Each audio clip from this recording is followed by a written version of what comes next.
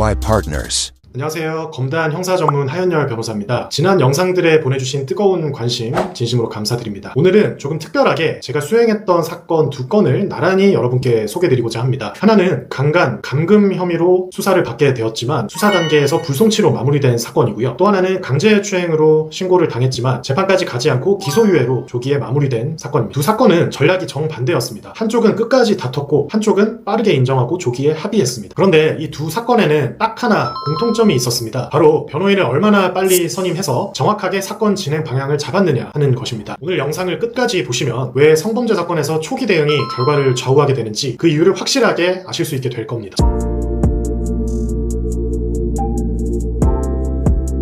첫 번째 사건입니다. 의뢰인은 어느 날 새벽 나이트클럽에서 소위 부킹을 통해 한 여성을 만나게 되었습니다. 두 사람은 처음 만났을 때부터 서로에게 호감을 보였고 그래서 결국 오늘 같이 시간을 보내자라는 데 뜻을 함께하게 되었습니다. 두 사람은 함께 클럽을 나와 손을 잡고 편의점에 들러 음료수도 사고 다정하게 의뢰인의 집으로 함께 걸어갔습니다. 그러다가 택시를 타고 의뢰인의 집으로 함께 이동했고 택시에서 내려서도 다정한 모습으로 의뢰인의 집 방향으로 걸어갔습니다. 그리고 그 집에서 두 사람은 서로 합의하에 성관계를 가지게 되었습니다. 적어도 의뢰인의 기억으로는 처음부터 끝까지 그 어떠한 강제성도 없는 그런 만남이었습니다. 그런데 문제는 그 다음이었습니다. 성관계가 끝난 뒤 상대방은 돌연 태도를 바꾸어서 집에서 못 나가게 본인을 감금하고 있고 강제로 본인을 강간했다면서 저희 의뢰인을 경찰서에 신고한 것입니다. 결국 경찰이 출동했고 의뢰인은 현행범으로 현장에서 체포되기에 이르렀습니다. 하루아침에 합의하에 만난 사이에서 강간, 감금의 피해자로 변해버린 것이죠. 의뢰인은 억울함을 호소했지만 사건이 그렇게 만만하지가 않았습니다. 성범죄 사건은 대부분 밀폐된 공간에서 벌어지기 때문에 목격자가 없는 것이 특징입니다. 이 사건도 그러했고요. 결국 누구의 진술이 더 믿을만한가, 즉 진술 대 진술의 신빙성 싸움이 되는 것이죠. 과연 이 사건 뒤집을 수 있을까요? 사실 의뢰인은 처음에는 변호사 없이 경찰 조사를 받았다고 합니다. 나는 결백하니까 사실대로만 말하면 된다라고 생각했던 것이죠. 그런데 조사 과정에서 수사관이 자꾸만 본인을 범죄자로 몰아가고 마치 결론을 정해놓은 듯이 추궁을 하자 무언가 잘못됐다라는 생각이 들어 뒤늦게 변호사 선임을 알아보기 시작한 것이었습니다. 저는 변호의 방향을 분명히 잡았습니다. 진술 대 진술의 신빙성 싸움에서 이기려면 감정에 호소하는 것이 아니라 객관적인 증거로 승부해야 한다는 것이죠. 그래서 정보공개 청구와 증거보전 신청 등을 통해서 의뢰인의 거주지 인근 CCTV 영상부터 확보했습니다. 이런 영상은 보관기간이 짧아 조금만 시간이 지나도 덮어씌워져 삭제되기 때문에 속도가 생명이었습니다. 그렇게 확보한 CCTV에는 두 사람이 다정하게 손을 잡고 걸어가는 모습, 편의점에서 나와 함께 담배를 피우며 대화를 나누는 모습이 담겨 있었습니다. 강제로 끌려가거나 감금당한 사람의 모습이라고는 도저히 볼 수 없는 그런 장면들이었죠. 게다가 수사 과정에서 새롭게 밝혀진 것인데 상대방은 감금당했다라고 주장했던 바로 그 시각에 친구에게 카카오톡으로 장난스러운 문자를 보내고 있었다고 합니다. 감금 주장 자체가 성립할 수 없다는 것을 보여주는 결정적인 정황이었죠. 저는 의뢰인과 함께 동석해서 같이 조사를 받으면서 객관적인 증거 자료들을 제시하고 상대방의 주장을 하나하나 조목조목 반박했습니다. 그 결과 경찰은 CCTV, 문자 메시지, 그 밖에 저희가 제출한 객관적인 증거 자료들을 토대로 이 사건을 종합적으로 검토할 때 강간과 감금 혐의 모두 인정하기 어렵다며 전부 불송치 결정을 하였습니다. 여기서 꼭 기억하셔야 할 게 있습니다. 억울한 사건일수록 혼자 감정에 호소하며 대응하는 것은 위험합니다. 무심코 던진 한마디가 오히려 우리에게 불리한 증거가 될 수도 있거든요. 빠르게 변호인을 선임해서 객관적인 증거 자료를 확보하고 정확한 진술 방향을 잡고 대응하는 것, 그것이 억울함을 벗는 가장 빠르고 정확한 길입니다. 자, 두 번째 사건은 앞의 사건과는 결이 완전히 다릅니다. 이번 의뢰인은 대학교 동아리에서 만난 여자 후배와 술을 마시던 중 순간적으로 잘못된 판단을 하고 말았습니다. 상대방 의사에 반해 신체를 접촉하는 강제추행 행위를 했던 것이고 이로 인해 피해자가 의뢰인을 경찰에 신고한 그런 상황이었습니다. 의뢰인에게도 나름의 억울한 마음이 아주 없지는 않았습니다. 하지만 사건이 벌어진 장소와 당시 상황 그리고 사건 이후의 정황 등을 고려할 때 이 사건에서는 의뢰인이 나는 억울하다, 무혐의다 이런 주장을 하기가 매우 어려워 보였습니다. 앞서 1번 사건과는 증거나 당시 정황 등이 너무나 달랐던 것입니다. 여기서 의뢰인은 형사 처벌을 받는 것뿐만 아니라 부수 처분을 매우 두려워했습니다. 즉 성범죄로 벌금형 이상의 처벌을 받게 될 경우에는 신상정보 등록 대상자가 될 수 있고 이 경우에는 앞으로의 취업에 있어서 막대한 불이익이 생길 수 있기 때문인데요. 특히 의뢰인은 아직 20대 초반의 어린 학생이었고 그전까지는 경찰서 한번 방문해 본 적이 없는 그런 건실한 청년이었습니다. 이렇게 혐의가 비교적 명백하고 무혐의를 다투기도 어려운 사건에서 과연 끝까지 혐의를 부인하는 것이 올바른 전략일까? 오히려 반성을 전혀 하지 않는다라고 판단해서 수사기관 내지 법원에서는 가중처벌을 할 수도 있습니다. 그래서 이 사건에서 저는 앞서의 사건과는 정반대의 변호 전략을 세웠습니다. 다툴 수 없는 부분은 빠르게 인정하고 본인의 잘못을 진지하게 반성하며 피해자 측과는 빠르게 합의하기 위해 노력했던 것이죠. 우리 의뢰인이 기대해 볼 수 있는 가장 좋은 결과는 기소유예 처분을 받는 것이었습니다. 성범죄 사건에서 기소유예 처분을 받기 위해서는 두 가지 요건이 필수적으로 정도 필요합니다. 첫 번째는 진지한 반성, 즉 본인의 잘못을 진지하게 반성하는 것이고요. 두 번째는 피해자와의 합의 및 처벌 불원 의사를 받는 것입니다. 특히 경찰에서 사건이 송치되기 전에 조기에 합의에 이를 수 있다면 그 이후에 합의하는 것에 비해서 합의금 액수도 줄일 수 있겠습니다. 다만 여기서 주의해야 할 점이 한 가지 있습니다. 가해자로 지목된 사람이 피해자에게 직접 연락하는 것은 자칫 2차 가해로 여겨져 오히려 중한 처벌을 받을 수도 있게 되는 것입니다. 그래서 저는 합의를 변호사를 통해서 신중하게 접근하는 것을 권유드리는 편입니다. 저는 수사 초기 단계부터 변호인 의견서를 통해서 의뢰인이 얼마나 이 사건을 무겁게 받아들이고 있는지, 본인의 잘못을 인정하고 진지하게 반성하고 있는지 등을 수사기관에 전달했습니다. 그리고 자필 반성문, 재범 방지를 위한 성교육 이수 등 필요한 양형 자료를 빠짐없이 준비해서 제출했고, 또한 피해자 측에도 조심스럽게 연락을 해서 잘못을 인정하며 합의를 구했습니다. 그 결과 검사님께서는 의뢰인이 초범이고 우발적인 범행으로 보이며 피해자와 합의한 점 등을 참작해서 교육 이수 조건부 기소유예 처분을 해주셨습니다. 재판까지 가지 않고 전과 기록도 남기지 않은 채 사회로 복귀할 수 있게 된 것이죠. 핵심은 내 사건이 싸울 사건인지 인정하고 합의할 사건인지 빠르게 결론을 내리는 것인데요. 그 판단은 반드시 성범죄 사건을 다수 수행한 경험이 있는 변호사와 함께 내려야 할 것입니다.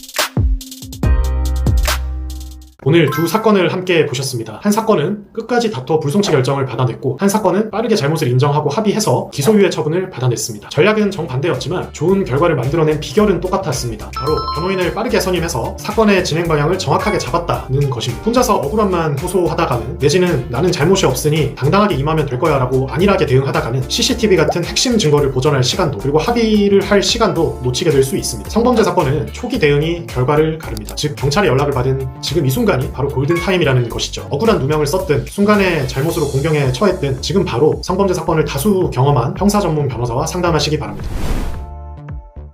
지금까지 검단 형사 전문 하현열 변호사였습니다. 감사합니다.